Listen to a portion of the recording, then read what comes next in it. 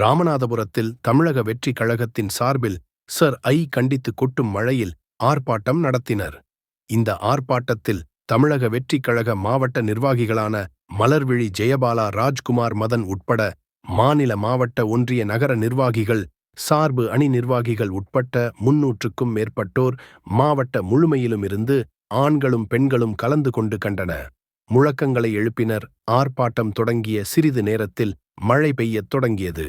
மழையையும் பெருப்படுத்தாமல் நனைந்து கொண்டே முழக்கங்களை எழுப்பினர். த.வே.க மருத்துவ அணி சார்பில் ஆம்புலன்ஸ் நிறுத்தப்பட்டிருந்தது. ஆர்ப்பாட்டத்திற்கு வருக தந்த அனைவருக்கும் டி.வி.கே சார்பில் குடிநீர் வழங்கப்பட்டது. நம் நாடு டிவி நியூஸ் செய்திகளுக்காக தலைமைச் செய்தியாளர் ராமநாதபுரம் ராமு.